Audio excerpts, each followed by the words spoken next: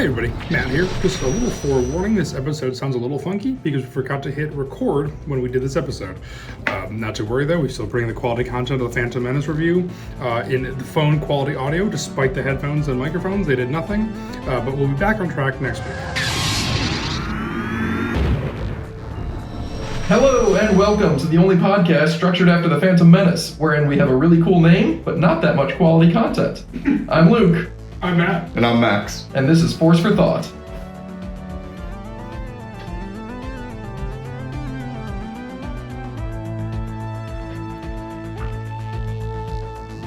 I have been waiting to do that joke for months, but I didn't want to get any slander put on my head that I don't like the Phantom Menace. I was about to say, I did not appreciate that joke. We're going to know damn well just how much I like the Phantom Menace after this episode. I love it. Didn't sound like a good start. I love a good structured joke. I really like the Phantom Menace, and we're here doing the review. I didn't structure the review that well because I was going through it, and I was thinking, everyone that's watching this has seen the Phantom Menace, so we don't have to go through the plot like in detail, So I just started writing down my likes and dislikes. And normally when I do that, I have all likes and no dislikes. But again, despite me really liking this movie, I do have a good number of dislikes. So we're just going to go through, likes and then dislikes, just like that. So, but also, shouldn't we announce that this is the lead up to the Phantom Menace month? This is the my gosh, you're jumping right into this is the biggest. This is it. I'm pretty sure last week we did an episode called "Lead Up to the Phantom Menace." But this is it. This is Happy May, everybody. Oh wait, is this the first episode releasing or the last episode releasing for the Phantom Menace month? The second. Never mind. Doesn't even matter. It's not a lead up or a conclusion or anything. It's just in the middle. Never mind, everybody. But it is exciting that we're in Phantom Menace month. I chose to dress up today, wearing a nice little tie. I wanted to make it special. Without telling either of us. Correct. I assumed you guys would also do it because it's Phantom Menace month. I guess we'll talk about it next time. I was going to for the finale. Which I thought was this episode. All right. What did you guys think of the Phantom Menace? What are some likes? I wrote down literally every single character as a like. So let's go through them. Qui-Gon. We've talked before about how he's my favorite character in My Favorite Jedi. And he just fires on all cylinders in this movie. I mean, Liam Neeson, the characterization, the writing, for a movie that has probably some of the worst writing of all the Star Wars overall. Every single one of Qui-Gon's lines is great. It's interesting. I think the writing of the worst writing in the movie, I think, is Attack of the Clones of the prequels. But since it's Phantom Menace month, we're focusing on Phantom Menace. Still, Phantom Menace, I think, is really interesting. Don't worry, I intend on bringing up the Attack of the Clones. Oh, God. It is able to make gobbledygook into a structure. It's able to be coherent in an odd way. It's very complicated. So the writing, in a sense, yes, the writing isn't great, right?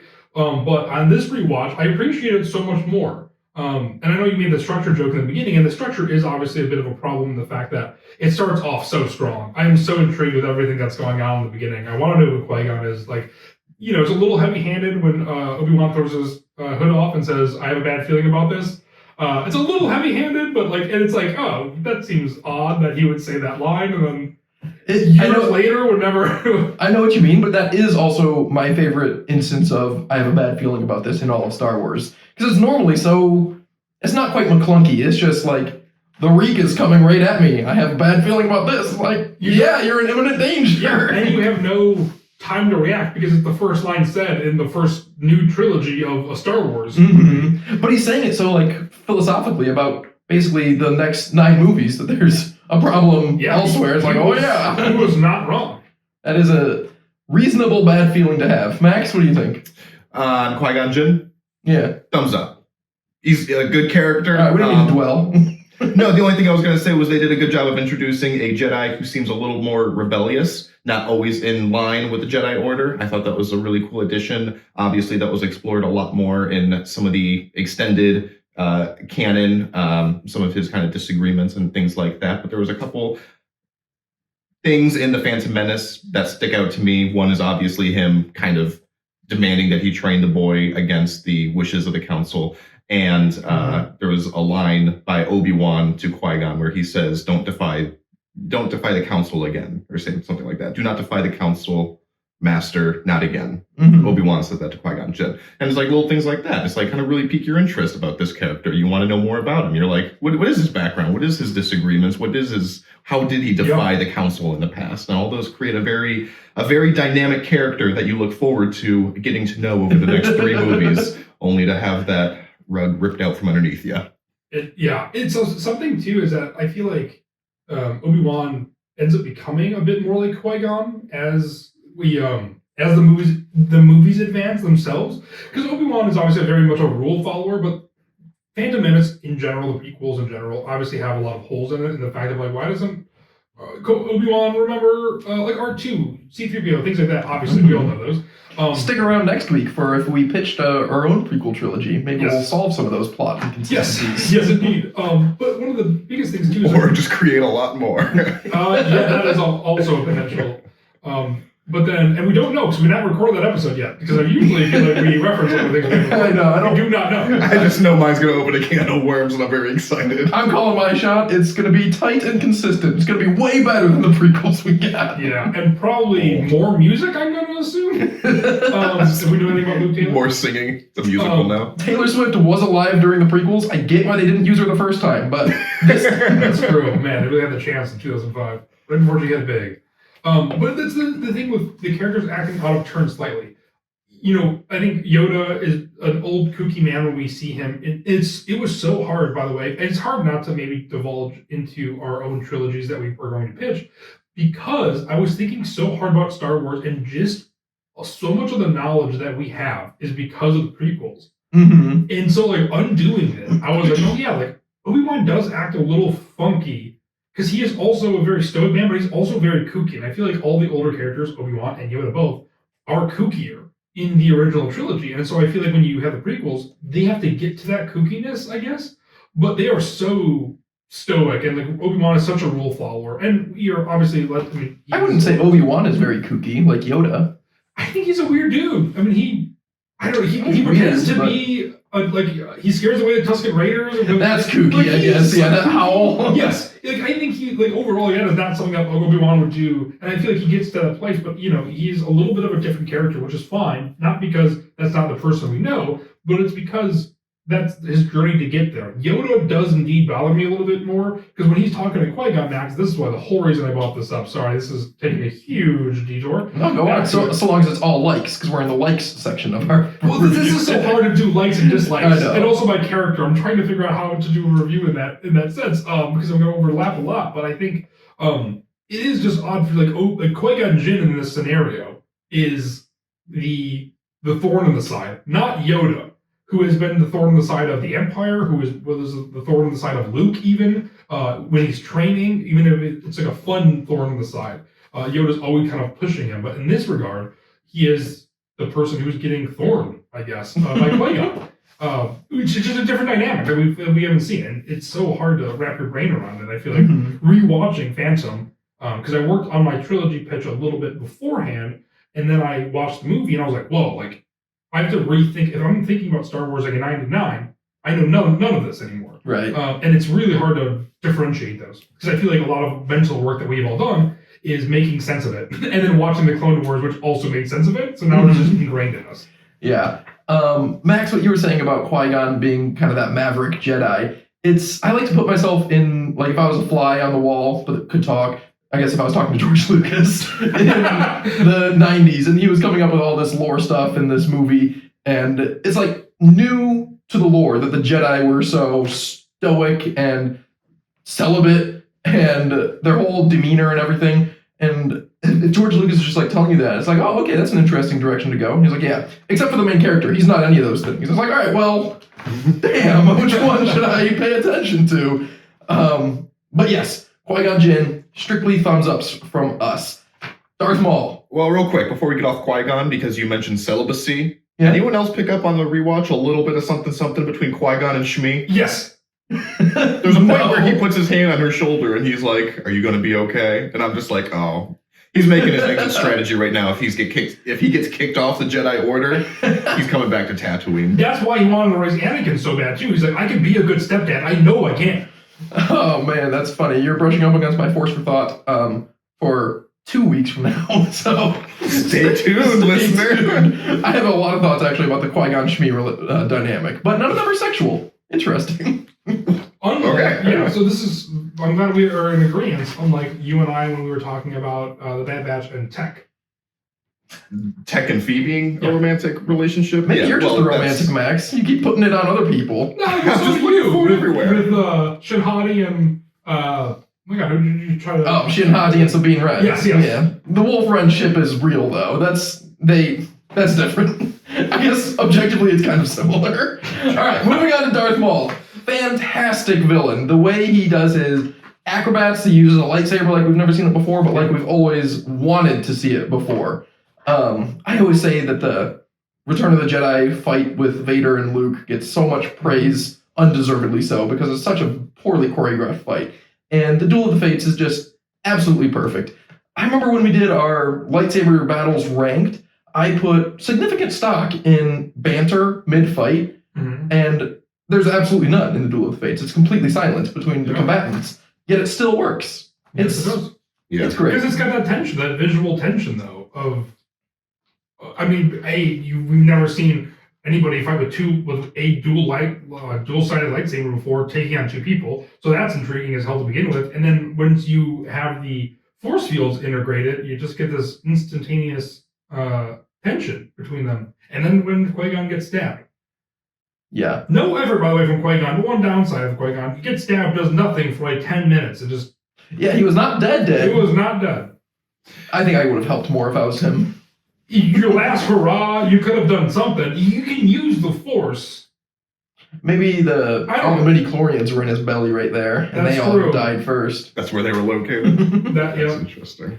Darth Maul, again, 10 out of 10. No complaints, maybe other than he was a little underutilized. Obviously, just because he was so cool, I can say, like, yeah, I wish I had seen more of him. But then we get him in the Clone Wars, obviously. So that kind of scratches that itch. But great creature design. It's the first time that we see Zabrak. Zabrak? Yeah, I don't know. But yeah, 10 out of 10. Cool as hell, scary as hell. There's a famous story about when they were creating the Phantom Menace that George Lucas went to the creature designer. I don't know who designed Darth Maul, but he basically said, give me the creepiest, scariest bad guy that you can see in your nightmares or something like that. And then they came back with this horrifying person, and George Lucas was like, all right, give me the second scariest one you can think of. And then they came back, and that was Darth Maul. And I feel like they absolutely nailed it. The coloring, the red and the black, the tattoos, the horns. The very... earring. Does he have an earring? Yeah. You guys don't know about that? Because Ray Park has Ray an Park earring? accidentally left it in during shooting, and so now canonically, whenever they like animate Darth Maul, he always has a stud earring in his left ear, I think. That is really funny. And Ray Park's performance as well. As a martial artist, yeah, it was absolutely fantastic. Next on my list, I want to talk about the pod race. Because, for one, it's a really... characters in the pod race? I'm so interested in this structure, Luke. It's just my likes. It's suspect. Most of my likes are characters, but I also really like the pod race. Because it's a fun, action-heavy... Anakin gets to exhibit a lot of agency, which... I'll talk about in my dislikes. He doesn't really get to do in the rest of the movie. But the pod race is overall is just cool. But the reason I wanted to talk about it specifically is because almost every movie in Star Wars has what I call creature design showcase, where it's almost always a cantina, but in episodes 4 and 7 and 9 and 2, they just go somewhere and it's a cantina, and these are all the creatures that we designed for this movie, and you get to look at them all for a frame. And in The Phantom Menace, you get like a intro of each of these characters, and the camera pans to each of them, and they like call them out by name, and you get to cheer for them. That is so much more interesting than just walking into a bar for the 6th time. And like the only one that doesn't is Empire Strikes Back and Revenge of the Sith, for better or worse, because those are two of the best movies.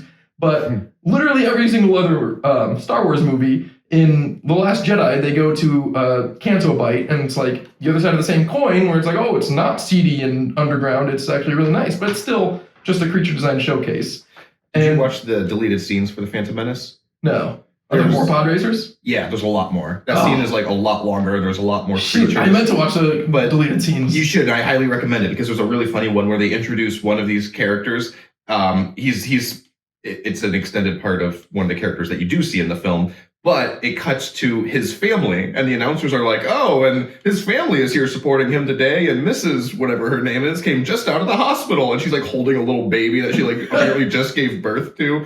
And it's like so weird and out of place, but it's also really fucked up because his character dies like 5 minutes later in a horrible crash. Jesus. Well, they don't all die. Maybe he's one of the No, survivors. this was the one that like explodes. Yeah, he dies. That is a bummer. It's like I would love to have been in the editing room, being like, "Hey, George, I don't think we should introduce this guy's family. We kill him pretty quick." The announcer also Saved in the edit once again. the announcer, Greg Proops, the two-headed guy. Foden Bede? Yes, that was another one of my likes. Just the concept of that creature, to have a two-headed alien, one head speaks in Huttese, one head speaks in Basic, to announce the sport like that, that's so cool. And a fan of Whose Line Is It Anyway? Big win. And also, it's canonically entered in the Zogmias, the ET species in the pod races, since they're all there. So this is the first introduction of the Were they in the ET pod species. race? I thought they were in the Senate. They're in the stands of the pod racing scene. I did not know They're in that. the Senate too. I knew they were in the Senate. During my research for this segment, I went and looked at all the other Cantina scenes and how similar they all are. And I called it a creature design showcase, but in Attack of the Clones, it's actually more of a costuming showcase because you guys know the scene I'm talking about. They're in the, I think it's called the Outrider Club. They're looking for with, Zam. Zam. And they look at a whole bunch of aliens, and some of them, this is just smut. Like, I'll put the picture up on the screen right now. This is a screen grab from Disney Plus. These are just women wearing hardly any clothes. What a significant step down from every Cantina scene. No creatures, just girls. We all know George Lucas's MO, and he really had the control here, it feels like. Yes. But that brings me nicely into my next like, which is Padme. Because he did not sexualize Padme. Maybe it was because of legal reasons, because she was under the age of 18, because he definitely did as soon as she turned 18. But Padme in The Phantom Menace was a fantastic character.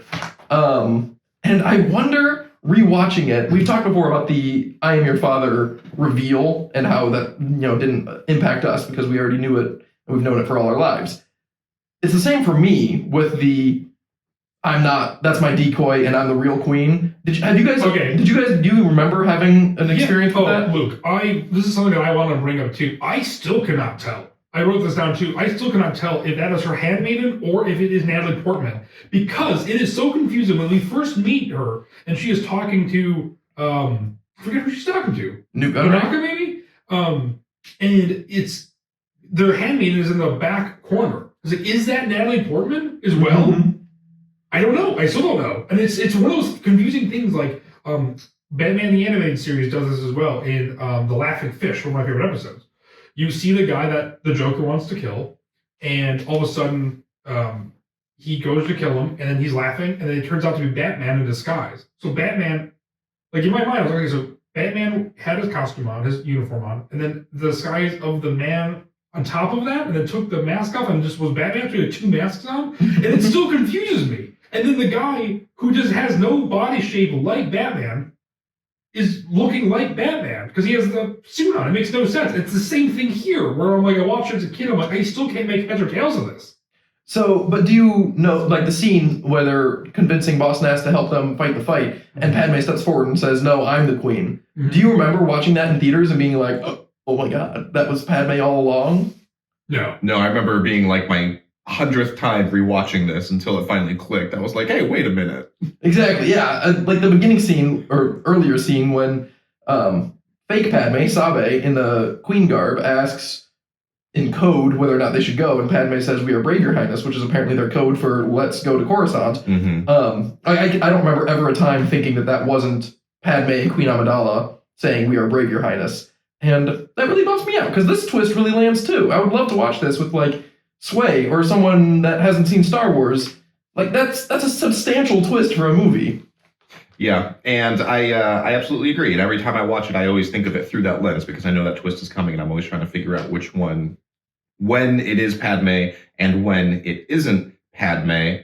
And I think the answer is just, it's Padme every time Padme isn't also present as a handmaiden. Like when That's so Anakin confusing, when though, Anakin still. comes to look for Padme and the Queen answers and she says, "Oh, Padme's off running an errand or something." I'm pretty sure that is Padme because then that same I Padme agree. goes to the Senate and she speaks on behalf of them without any handmaidens present, and that would just be way too much leeway to give your handmaiden. If Yeah, you're no, also Sabe making can't Senate handle that appearances. situation. But one thing I do want to bring up Mhm. is that when Padme introduces herself to, I want to say it's Jar Jar, but I forget who it is.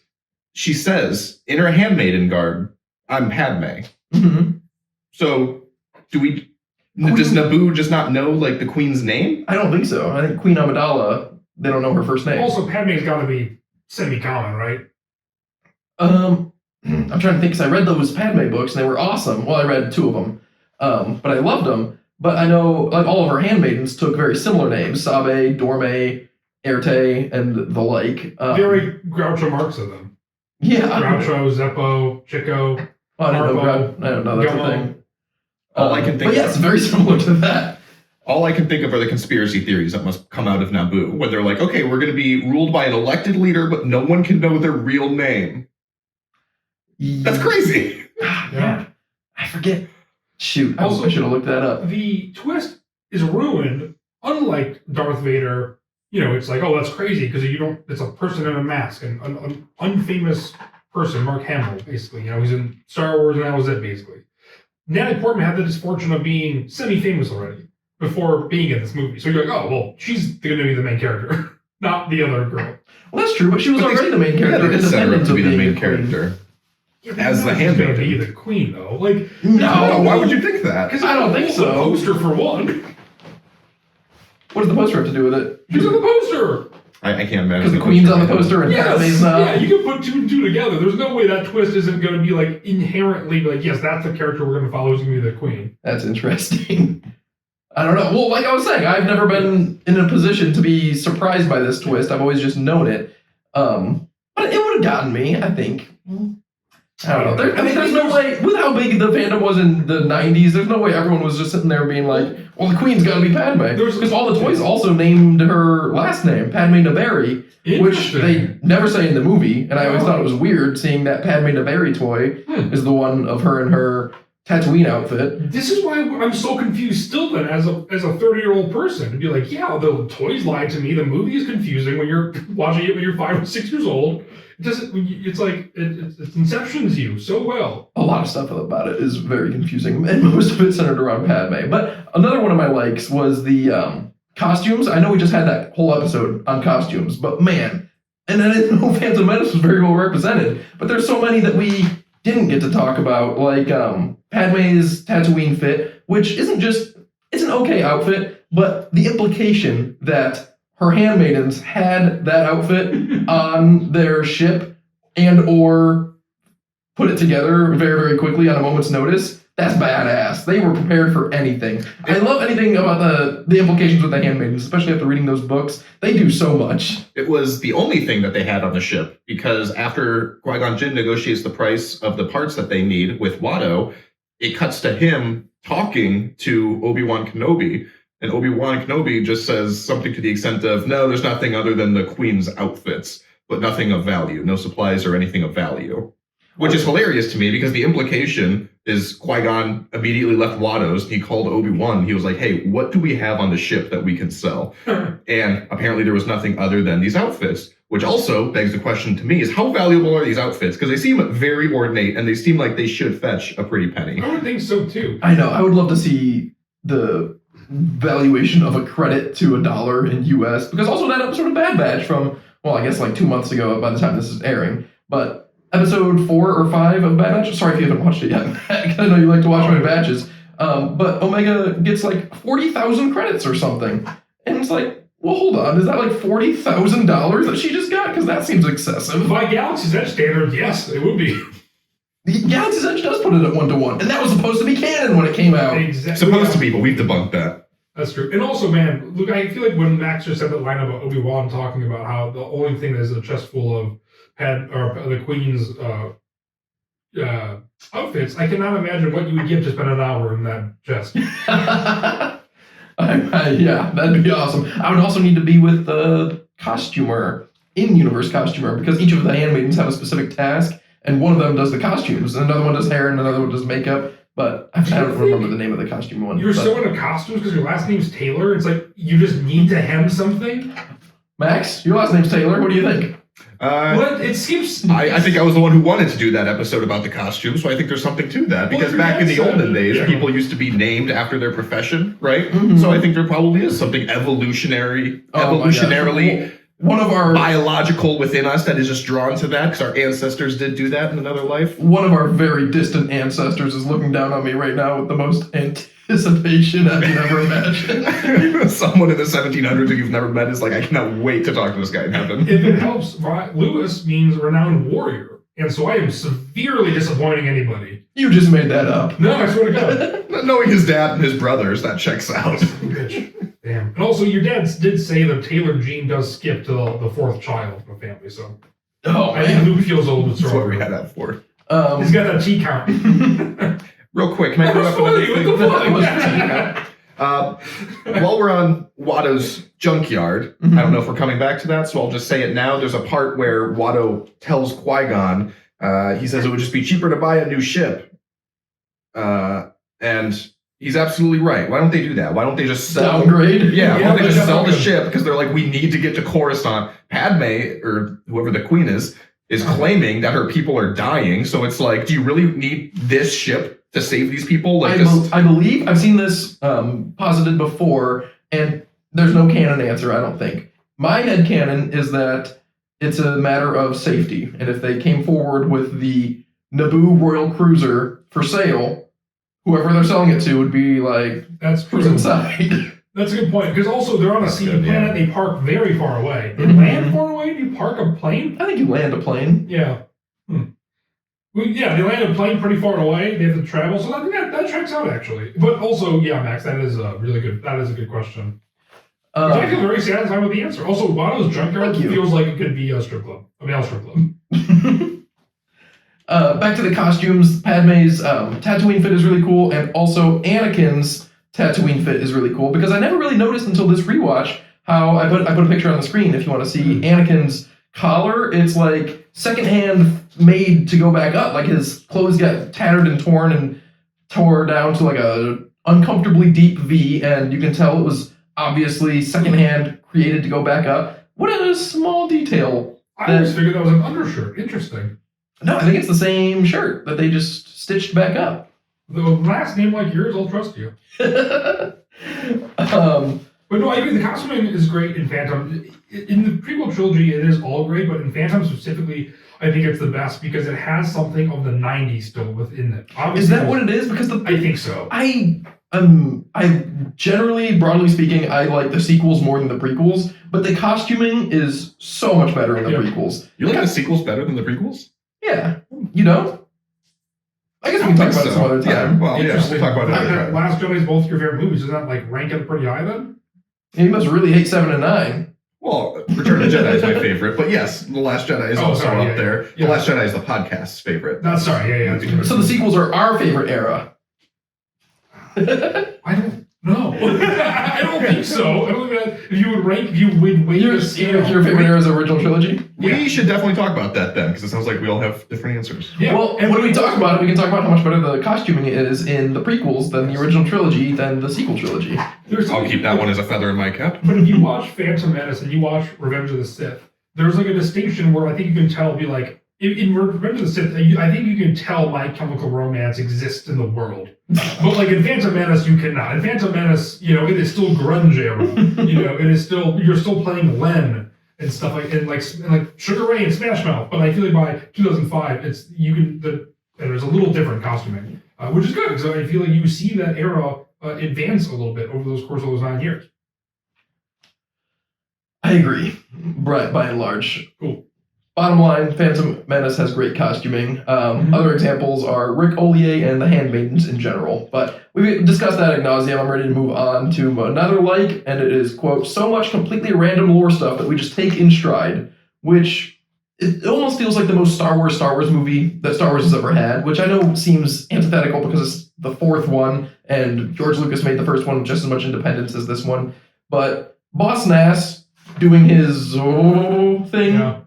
I mean, what the hell is that? That is so bizarre, and yet it just seems so natural to that culture, and it somehow works.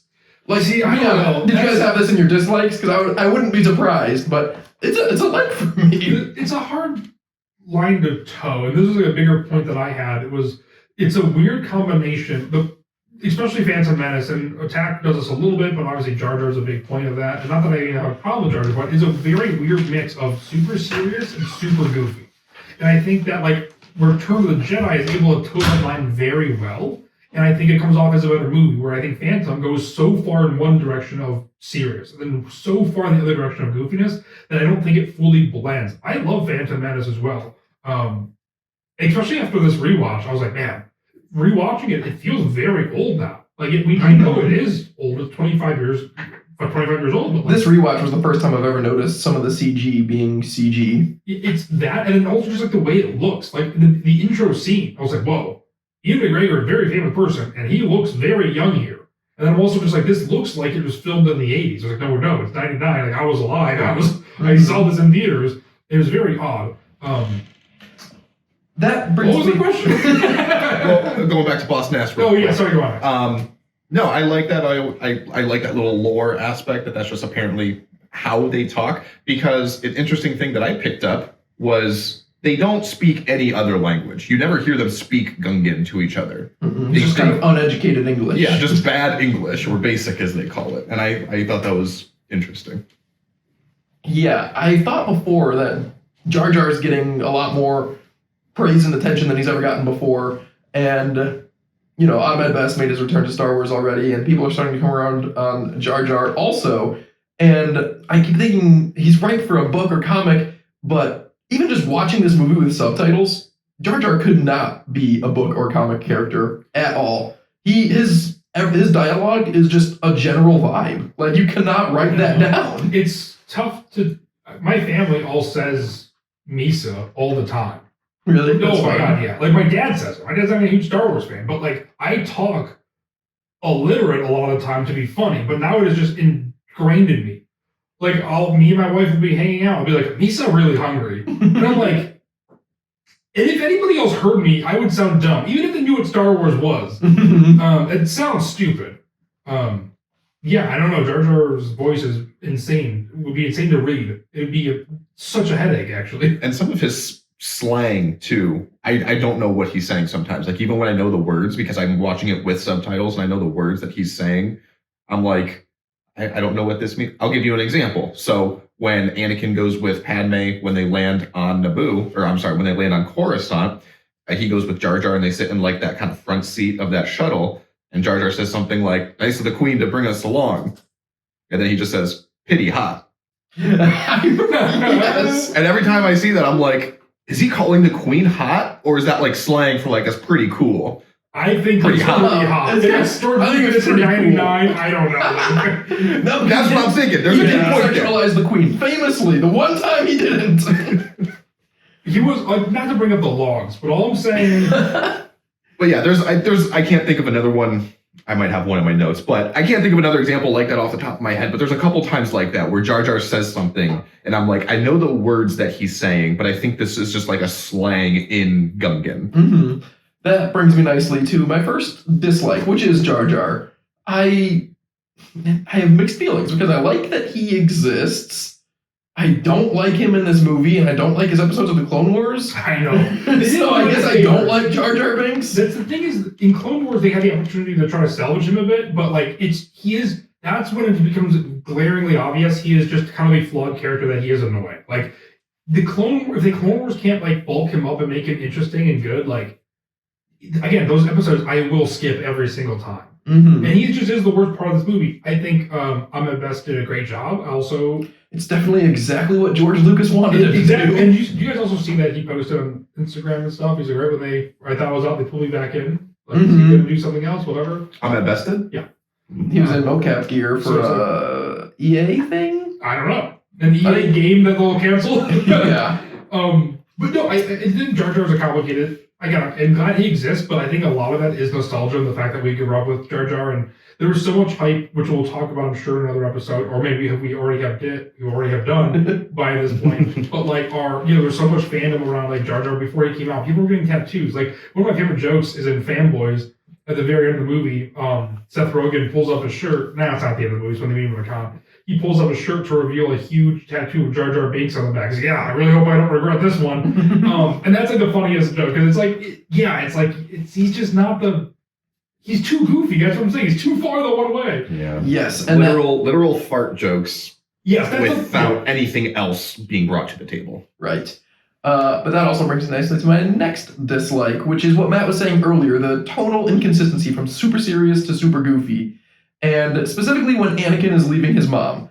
This is, I think, my first time rewatching it since my son's been born, so I reacted a little bit differently than I used to. But that is like the most heartbreaking situation imaginable. Yeah. And I think George Lucas and John Williams did us a favor by pulling back a bit on the score because it could have been absolutely devastating and just absolutely ended the movie for you there. But even with the softer music and the, uplifting start of Anakin's journey, it is still incredibly sad. Yeah. And then they just go and have a fun duel with Darth Maul right after. And it's like, hold on, this doesn't feel right. You just kind of break that tension by being like, okay, here's something fun to look at now. Yeah, there's because that last line that she says to him when she says, "Don't look back, don't look back." Yeah, you die a little bit inside. And there's another tonal inconsistency, which is a good way of describing it, because I didn't know how to describe this note that I had.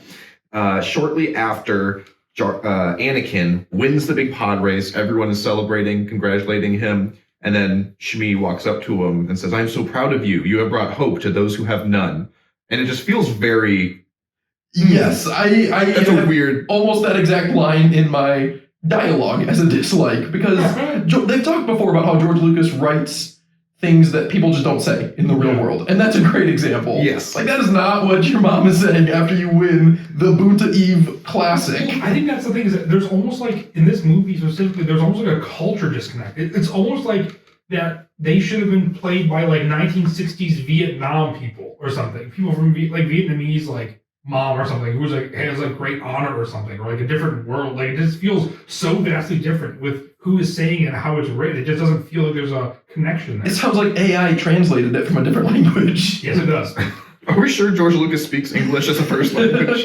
He might be a Gungan, to be fair.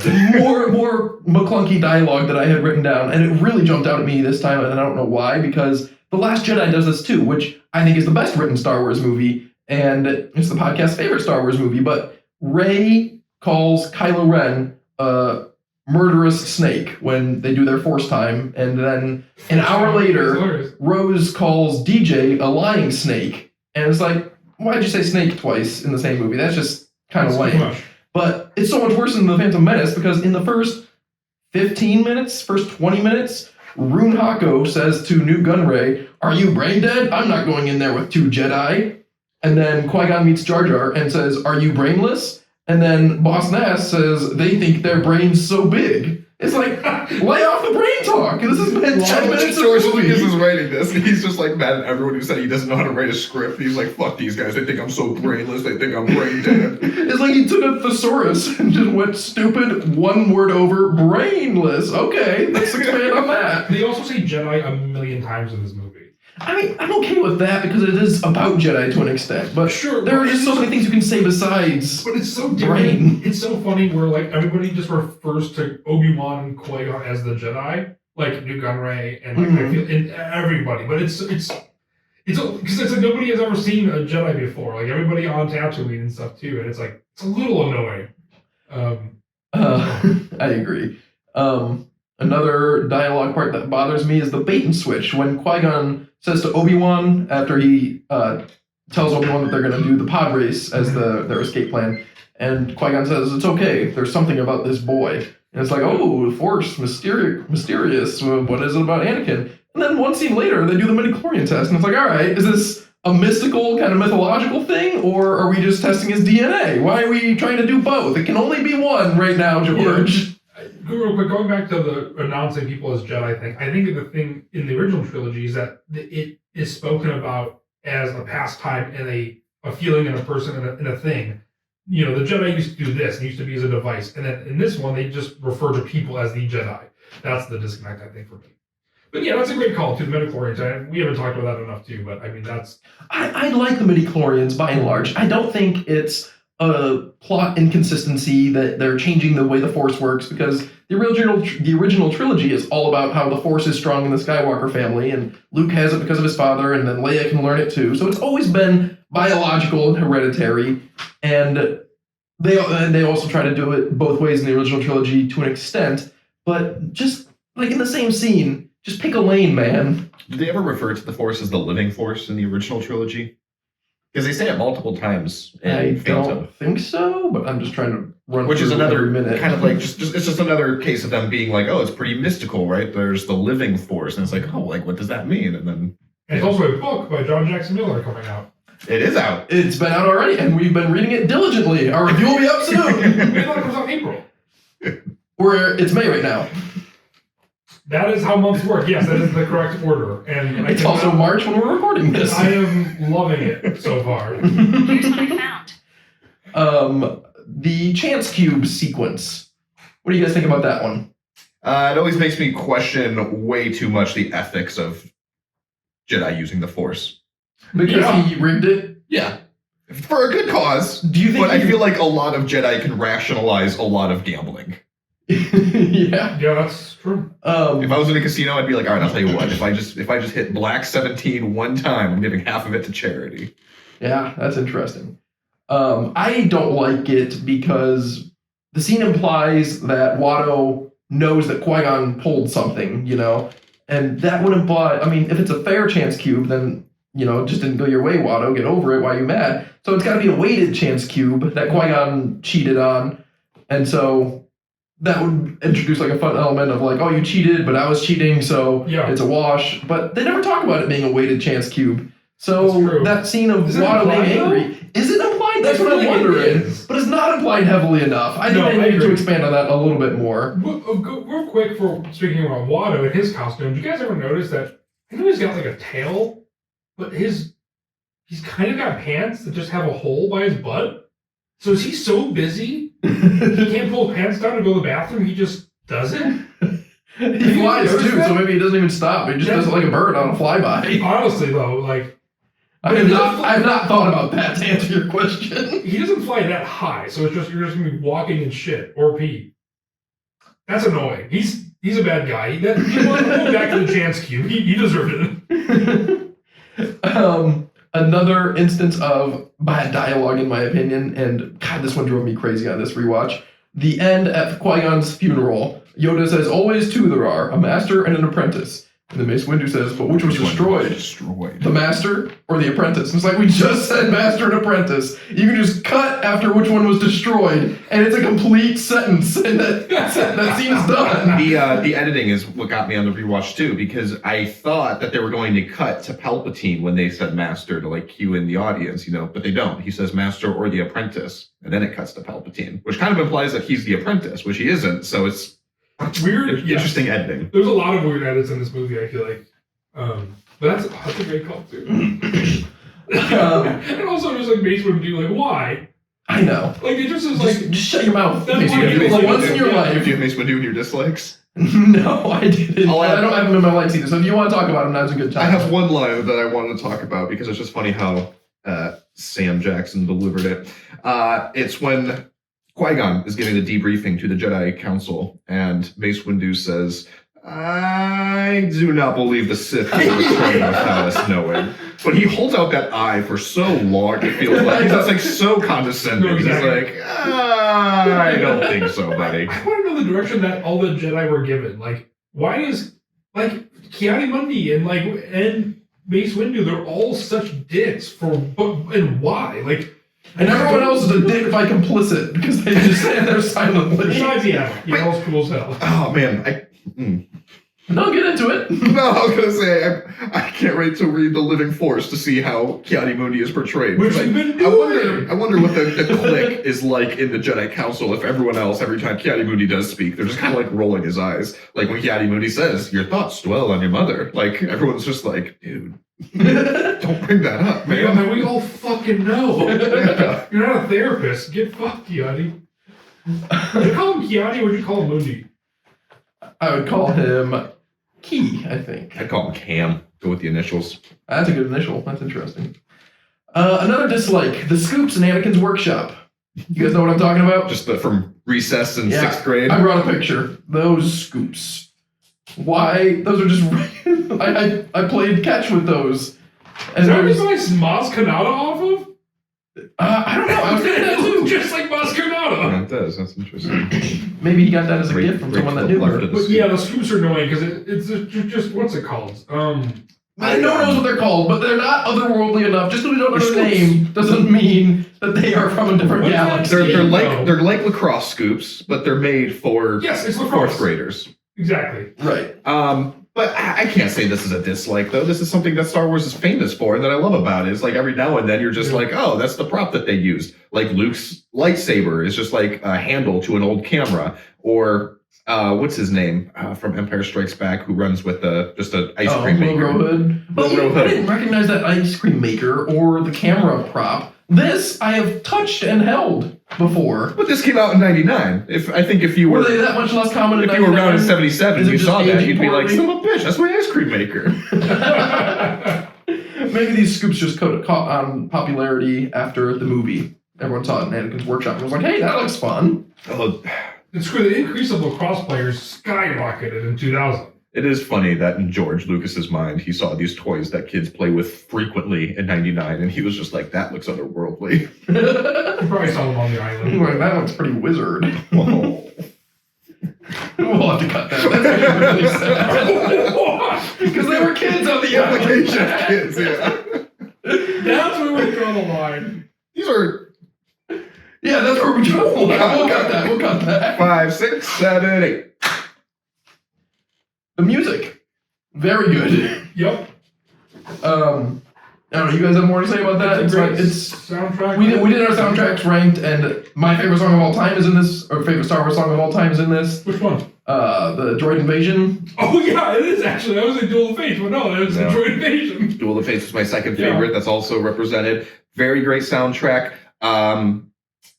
I'm going to talk about the pod race because I had that in my dislikes. Yes. You And guys don't like the pod race? No. it goes on for way too It's long. so long. And And- that's what Last Jedi But they go did. so fast. They do go fast, and I think George Lucas really likes that because he likes things that go fast. And in that deleted scene that I was talking about too, they also introduced the driver of the pod and the name of the pod, and it's just like the most like outlandish, like he's riding the Voltex 13,000, and it's Yeah. like it's really interesting. But one of the cons for the pod race is that there is no music, and it's Yeah. way too long to not Doesn't have need it. music. It would have benefited. Because it almost needs to be a montage of sorts. Yeah, it definitely was a creative choice. So like they intentionally didn't do it, but yeah, it went on for way too long. I agree. They should have found a way to shorten it, throw in some music to make the It's- stakes feel as high as they were. I think they want to give Anakin his moment. Like Luke, you said he doesn't get a lot of moments for himself. Till the end he does. But like even if he has a lot of moments for himself, a lot of it is other people saving him. So this is something that he is very good at. But it also like feels unnecessary for the fact that yes, he's kind of using the Force and the fact that it's guiding him. But like Darth Vader isn't like a known great, pilot or something. Like it doesn't really affect. And that's something that like again I really struggled with. And Obi-Wan says he was the best star pilot in the galaxy. But we Sure. didn't know that was Darth Vader at the time. Exactly. Oh, we knew it was it was Luke's dad. Well, then, like, that's Yeah, we fine. knew it was Anakin. That's Did fine to know, they but, say like, Anakin? let's... Yeah, he was talking about his father. But did he say his name though? In A New Hope? I mean, we know No. he was talking about that character, but when was No. the first time Anakin's name was said? Return of the Jedi. Was it? Yeah. Is that the reason why that's the best one? Either way, I feel like that is something that you can show when he's older to actually being a pilot, not a pod racer. It just feels a little disconnected to me. Yeah, he's a prodigy. That makes total sense in my mind. Ah, What I it's don't weird. like is all the piloting he does at the end because, like I said before, he doesn't have any agency. He gets carried up there by autopilot Yeah. and or R2, which we've talked before in A Force for Thought. But A very confusing Force for Thought. yeah, I forgot how that one went actually as I was saying that. That wasn't the Force for Thought. That was one of the theories, fan fiction, or Oh, it was a fan theory. Yes.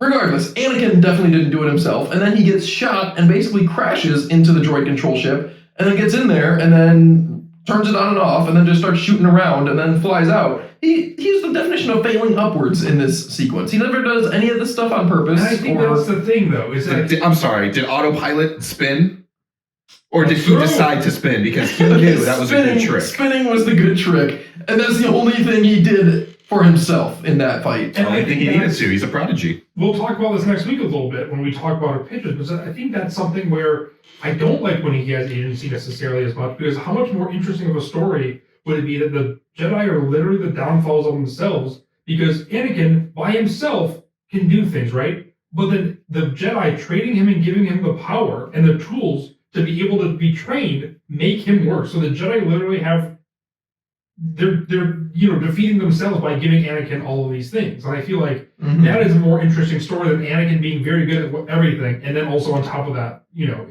being trained. I feel like it would just be more interesting. It's like, oh, the Jedi are literally the downfalls of themselves by training and giving this boy the tools. It's because they're jealous. They're holding him back. Yeah, I can't say I agree with you, Matt. I like You all just the... nod your head and said, yeah. I understand where you're coming from. I've been working on empathy a little bit, pulling back the curtain on my personal life. So I'm trying to imagine what it's like to think like you do, and I can see why you think that way, but I don't agree. I Have don't you ever think... seen a mouse running and hitting a wall and backing away in a trap? That's what my brain is like all the time. Aw. I will die when I'm 50. I am winding down on my notes. A few others I had was Palpatine. I think they did him really well, and I also don't know what it would be like watching this as it came out if you knew he was the Emperor from the beginning, or at what point do you figure it out? Because like what you were saying, Max, earlier, that they definitely imply that he's one of the Sith at the end, and I don't know when you actually make that connection, but either way, I think he's great as Palpatine and he's great at Darth Sidious. 2 thumbs up for him. Yeah. It's one of those things when the movie came out at a weird time and you have to rearrange your brain because you're just watching the original trilogy. I always call it DKB, dumb kid brain. And so it's one of those things where I'm like, well, he kind of looks old already. So it's like, how did they do that? Like, I was confused about like the makeup process being that young too. And I was like, look, what is going on right now? It also made me learn a lot more about time and just the past. Because in like 2005, I was 8, and I was watching, Star Wars, the prequels, and Palpatine became the Emperor, and I was like, wow, that's cool. And then I learned that he was actually the Emperor in 1983, and I was like, oh my god, he must be a million years old. Like, he already did it then, and he is old, but I would love to see the makeup that they did for him in 83, because he was only like, what, 25, 30 years old at the time? Have you seen The Exorcist ever? No. Isn't that from like the 60s? This 70s, but I swear this ties in. Max von Sydow is in Star Wars. You swear it ties in. I'm going to hold you to that. There's a tie-in, but no, in The Exorcist, he looks exactly like he does in Star Wars: Force Awakens. And even though it was 60 years ago. Yeah, I was like, or 50. What the? Like, it still hurts my brain, and I'm like, yeah, I know what you mean. Because that's exactly how I feel about Chief Palpatine. But you asked if I had Mace Windu in my dislikes, and I don't. I have fake Mace Windu in my dislikes. You guys remember fake Mace Windu? Sam Jackson wasn't available on set that day, and so they had all these Jedi, the whole Jedi Council get off the ship. I'll put it up on the screen. And then that guy, pretending to be Mace Windu, who clearly isn't, also doesn't look great on George Lucas, just picking out a random black guy, pretend to be Mace Windu like we wouldn't notice. And who's to say we did? I don't know when we figured that out. Twitter wasn't around in 99, but... There's not going off Star Wars again, but it's a really funny story, I swear. The Kiss did a movie called Phantom of the... Not Megaplex, that's a Disney movie. Phantom of the something park. And it's a really bad movie. And Ace Frehley was so drunk that his stunt double was just a black guy that they put in makeup and had to act like Ace Frehley, even though he still has a completely different skin color. Interesting. Did it look like a... Because Kiss, they have all the makeup, right? Yes, but I mean, Still only on the didn't face. work. Yeah, it's very odd. Before we leave Palpatine, I do want to say one thing, which is that, he's obviously the Sith Lord. He's in disguise, so he's not walking around in his Sith robes. But I really like to imagine that, like, Viceroy and Newt Gunray and what's the other guy's name? Rune Hako. Rune Hugh Hako. Gunray is the Viceroy. Oh, right. That these guys are just like incompetent, bumbling fools, and they just like constantly have to keep calling their boss. And every time they do, Palpatine's just like fuck, like throwing his robot real quick, covering his eyes just perfectly. What is it? You relate to that all too well, working from home, and I'm sure everyone else that works from home does too. Gotta You be get a in 2 call, minutes. hop on bed. Yeah. Gotta put on my work from home sweater. All right, that's all the likes and dislikes I had. Now I just have a few other odd notes. The people on the service ramp. I think that every time I watch the pod race, because I played it in so many video games. Every Star Wars video game does the pod race, and it's always fun. And whenever I'm thinking Lego Star Wars, and specifically right now, when you knock down those sticks, you get coins. And so Anakin's knocked him down, and I'm like, hell yeah, Anakin, get those studs. I can hear that sound. But it's bad because you're crashing, and then he's going into the service ramp, and there's people there, and I was like, oh my god. Get out of the way! There's a mini kit. Yeah, where do those people come from? Why are they standing there? They have to know that's a terrible place. They're to on be. a service ramp. They're there to help in case one of the pods needs servicing. Oh, yeah. Which I always thought was just a ramp, having played video games. Huh. Aura Singh was another one of my notes because she, I have her toy, and she's literally just a background character in this. There's a very good chance that my son will know who Aura Singh is before we watch this movie because I have the toy, and it's just going to be blown away that that's all she's in. And she looks cool. She does look cool. And is in our Bounty Hunter episode. Mm-hmm. So, a lot of Aura Singh talk going on. Padawan versus Apprentice. Did you guys also struggle with this? I know I'm a little bit younger than you, but Padawan is only a Star Wars thing. An Apprentice is the same thing, but also in the real world. Correct. I remember several times. Wait, why does that have to do with us being older than you? That just seems like a... Because maybe you didn't have the same problem, but whenever the word apprentice would come up in the real world, which isn't that often, and even less when you're a 5-year-old, but I always thought it was a Star Wars reference. It's I don't remember when it came up, or if I met a skilled trades person that was going into it, and it was I'm an apprentice at work. I would have been like, hey, 6 Star Wars reference. And then if someone asked me what he did, I would be like, oh, he's a Padawan. Because I thought those words were interchangeable. I didn't know one was a Star Wars thing and one was a real world thing. I literally just Googled it as you were talking because I didn't believe it. Apprentice? Padawan. No, I know apprentice is a real word. So I'm what? like, is Padawan exclusive to Star Wars? You thought Padawan was the same? It was real world? You know, No. I don't use it. I don't use that word in my everyday. If you do, you don't have to Diction, admit it, but definitely stop. You're a lawyer. You're I file legal briefs with that word in it. like my Padawan over here. And people are like, this fucking jerk off. Doesn't take it seriously at all. I was worried I would sound like an idiot in here. I definitely don't.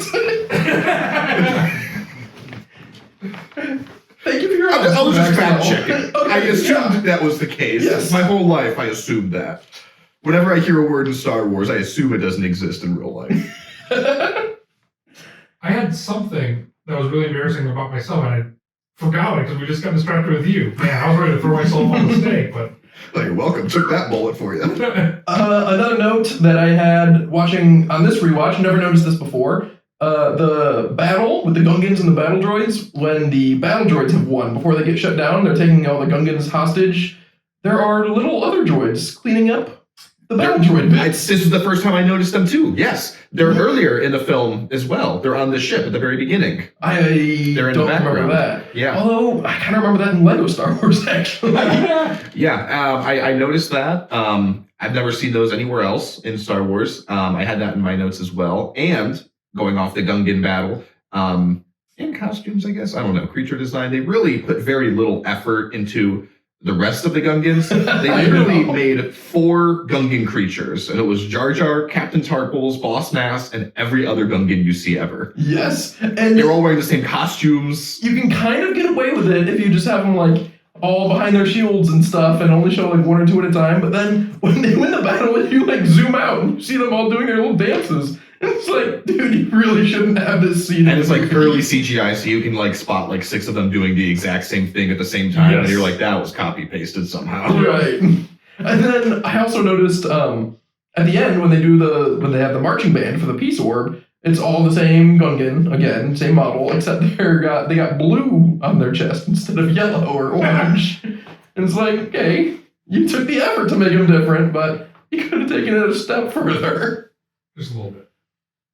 My last note was the way every single Gungan is the exact same except Jar Jar and Tartles. So Oh, that's shit, I'm everything sorry. for me. Didn't mean to No. steal that from you. It bled right into it. It was natural until I brought it up. Do you guys have any other notes that you would want to bring up before we close this chapter on the Phantom Menace? Because we do have another 4 weeks coming up of strictly Phantom Menace talk. That's true too. We do have a lot, so we can't waste it all.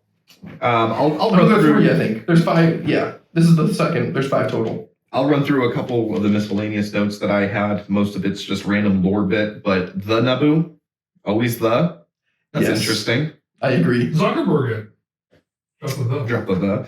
And then just random things like Palpatine at the beginning of the film had assurances from the Chancellor that ambassadors were sent, but then he's surprised when Viceroy calls him and says that they're 2 Jedi, which just calls into question what exactly was relayed to him exactly if he knew ambassadors were being sent but they weren't Jedi. I don't know. There's a lot of little things like that where I'm like, what was your understanding exactly? Like I don't It was my understanding. understand what the plan was. And at one point, Viceroy says we should not have made this bargain after seeing Maul, and now there are 2 of them.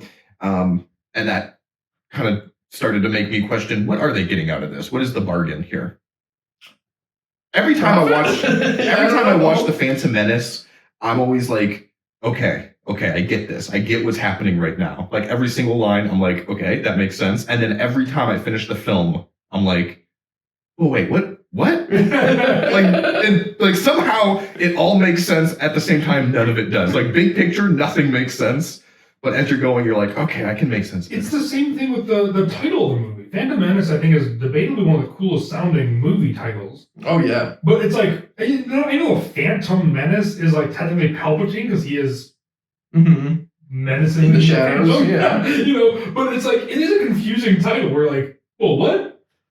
What does that actually mean, Again, when you think about it, it makes sense. But you have to actually think about it.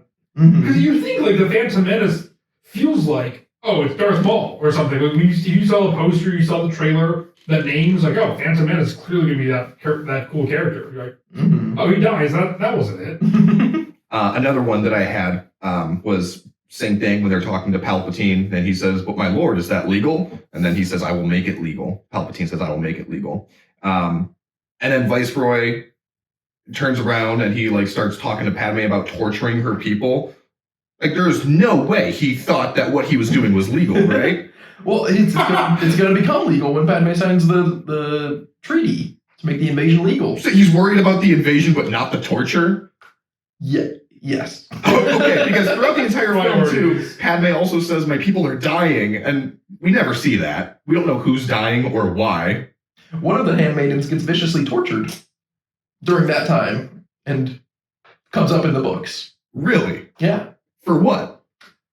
Information? They're trying to get where the queen was out of her. Well, there you go. There's that answer. The rebreathers that they have, those Mhm. underwater oxygen things, Mm-hmm. they just carry those on them? Yes, because in the High Republic, the Nile used the war gas. So that works outside of just water. You can like breathe in space with that, or toxic gas. Toxic gas. That's how they You're get getting out of the. it. Is that how they get out of the? Out of the gas gas chamber in the chamber? beginning? No, they just hold their breath then. Yeah, because Exactly. they take such a deep breath. Oh, they do. They do take a deep It breath. is the And then they're most panting when they get out. Yes, No, not it really. is so That would be such a funny. But they do. But it's so funny to see that. Oh man, that would have been. Why didn't they just use them to set them up? I mean, you don't need to set that up, but yeah, it would have been a good time to use them if you have them in your pocket. Unless they only work for water, but I can't believe that because then it's like, why would you bring them on this mission unless you just always do? And that just seems like the most odd tool to always It's have not on like you. again. Think of the time it was made, though. It was like in the time of Inspector Gadget. It was like, yeah, everybody has everything they need on them all the time, but the clothes that they wear, the robes, the Jedi robes, don't really account for that. Unlike a giant trench coat like Inspector Gadget. Well, they have a utility belt. They got little pouches. I guess it's true, but like I was gonna say, it doesn't seem like I don't know. I'm just saying if I was wearing a robe, like I feel like my pants would be falling down all the time with that heavy of a utility belt. Like you need a heavy denim or something. It just doesn't. I don't see it. Yeah, that's fair. I know what you mean there. Another note that I have is Anakin speaking Huttese. Does that ever come up again? Jabba. It seems like something that would come up. Has it ever? I don't know. I don't think so. That does seem like something that would come up. I was racking my brain to be like, surely that must be a plot hole somewhere, but I don't think it would. I don't think it be does. a plot hole where someone's talking to him. Maybe and not a you plot hole, understand. but you would think there would be something in like the Clone Wars where someone says something, Oh, and you yeah. could just be like, oh, Anakin actually knows what he's saying right here. Can you imagine if like Darth Vader started talking in Huttese at one point? That would be very funny. Because there's a lot of times when Hutts like talk about people in front of them in Huttese, in the comics at least, well I guess exclusively. That'd be hilarious if he just dropped that card and was like, I know exactly what you're saying. Maybe that's more universal though, because Han Solo understands Jabba and stuff too. So maybe that's just a normal thing that you would understand. He understands that he doesn't speak it. That's true. Um, I can mimic though, you know. Anakin, this one's for you, Luke, because you don't like 3PO. Surprised he wasn't in your dislikes. Anakin has just been freed from slavery and about to pursue his lifelong dream of becoming a Jedi. And 3PO says, well, I wish you had finished me a little more. Yeah, he's an asshole. Come on, man. That is in character for How him. about a little support? And this might be an unpopular opinion. Slavery doesn't seem that bad on Tatooine. We see very little of it. We do. I guess just It doesn't maybe seem... maybe just Watto I is just mean- a decent slave owner. No, man. Maybe Think he's about what a happens slave to owner Shmi. that day. Yeah, nothing happens bad to Shmi. She gets sold to someone else and they fall in love. Yeah, nothing bad happens to Shmi in Go slavery. back to that. She was sold to someone else. She had a good story. Can you imagine all the people that don't? She was That's true. He didn't sell Shmi because she was going to fall in love with him. It was for profit. But I feel like that backs up my side, though, that this person was owned by 3 different slaves and seems to have been a pretty positive slave owning experience. Yeah, I mean, I kind of thought about that too when Anakin shows up with an extra 3 mouths to feed for dinner on a random day and she just makes them all dinner. It's like, I don't know. That'd be kind of hard for like most people around today to just have an unexpected guest come over for dinner and not be like, oh my god, what am I going to feed them? What are we going to do? Now, I don't want what I'm saying to be misconstrued because I don't think that slavery is okay. I think they probably could have done a little bit more to portray the harsh realities of slavery is what I'm trying to get at. Yeah. So before I defend it too much, let me just say, I feel like it should have been worse. Well, it would have been, yes, I understand what you're saying, because also, Watto isn't really bad, right? But then also being able to see, like, maybe they didn't have enough food was a great way to do that. Or to be able to, to show Shmi being able to, be less present even in Anakin's life or something, or not being able to go to the pod race or something. Or like that That's one true, scene when Watto says, clean the shelves, then you can go home, and Anakin says, yippee, and hops down. It's like, that's a happy scene. That's a good Why example. don't we Yes. insert a little bit before where Anakin's like, Watto, I've been here for 40 hours. Can I please go see my mother? Yes. And then he says Well, that. and also just would have raised the stakes a bit to wanting to get out of there or to leave, and it would have been making it more heartbreaking to say when she says don't look back. Yeah, George Lucas is really using real-world slavery as a bit of a crutch to have us assume slavery's bad. He's not showing us in the movie. It is bad, just to round It this is bad. conversation out, but yes, he could have done more. He could have done a little bit less on the over-sexualization of the outfits as well. Padme at one point says, it is clear to me now that the Republic no longer functions. But she changes her mind pretty quickly, because by the next movie, she's defending it pretty intensely. Well, she wasn't a member of it then. I was going to say. I was about to say, is that it? It's gotta That be. seems like the most, swampiest thing you The can whole do. Republic was just a Padme diff. She Yeah. just had to join the fray. I think she's got to change from the inside. Just like the most establishment person gets to Congress, and she's like, you know what? It's not that bad, guys. She's wearing a work from home sweater. And then finally, my last note is, I guess, kind of goes back to the agency of Anakin Skywalker throughout the film. Because who's watching this kid? Who's responsible for him as Qui-Gon's asking if he can train him? Because they get to Coruscant and he's just immediately he literally waves him on. Yeah. You can go with Padme. Does he know where he's going? Where are they going to reconnect? I know, is Padme responsible no for him now? What if instructions. the Queen turned around and shoot him back? Yeah, she's like, Walking we're kid, doing important literally. stuff here, man. Yeah. I don't know. And then they go back to Naboo, and he's like, I can't train you, but stay close and watch me. And then he says, I should go hide somewhere safe. And it's like, Yeah. This is the most irresponsible watching of a child I've ever seen. Which is why I'm excited for our pitch next week, because that's one of my biggest problems with the Phantom Menace. Is just it's such a weird jumping off point. Like if you're going to create a new trilogy, it's like okay, well let's make 2 movies, and the first one is kind of like a prologue to the other 2 movies. Like this movie isn't really like this movie. These are 3 movies. That is a trilogy that we all know. But when you think about it, it is 2 movies and a prologue and a prologue. And it's like it is very weird to think about it like that. It's like you need to watch Phantom Menace to understand Attack and Revenge, but really they could have done it vastly different. Like again, the cards are all on the table. You don't really need to watch The Phantom Menace to understand Attack of the Clones or Revenge of the Sith. No, you can do without it pretty well. Yeah. Oh man. That's why in my pitch I introduced Anakin as a much younger child than in the George Lucas version. I'm kidding, I don't. Okay, I was like, whoa. All right, but that does it for our review. Now we'll move on to the next segment that we started last week, but we're recording it first, so Max and Matt don't know about it. It's the Phantom Menace quote of the week. Oh, This okay. one is Jar Jar. This son doing murder to Misa's skin. Yes. Doing murder. So that's another example of like the slang where it's like, okay, I know the words that he's saying, but like, what is he saying? Like, obviously the context is like, oh man, this is brutal. Like, it's killing me. Yeah, it's bad for my skin. Right. Does anyone have any forceful thoughts? I do. From The Phantom Menace. I was cranking out forceful thought rewatching this. I have a lot. I'm really excited. But this one, the scene where they're eating dinner, we were just talking about, and Shmi's house. And Anakin outs Qui-Gon as a Jedi and says, I saw your laser sword. And Qui-Gon says, perhaps I killed a Jedi and took it from him. And Anakin says, I don't think so. No one can kill a Jedi. What if Anakin didn't respond right away and Shmi is just sitting here and this stranger is in her house and he says, what if I killed a Jedi and took it from him? I'd be like, sir, can you please leave? Like, you're making me very uncomfortable. Laser sword also could sound like Menace. Hence the island. Oh god. You know some editing to do this episode?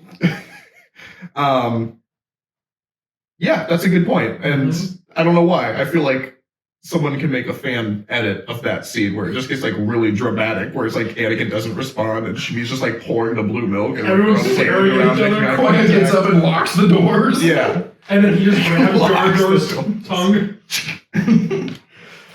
But that does it for us for this week. What do you think of The Phantom Menace? We can talk about it for the next 3 weeks still. So let us know in the comments. Follow us on Instagram, TikTok, and Facebook. Let us know what you think. Reach out to us on email, forceforthought@gmail.com, and we'll see you next week.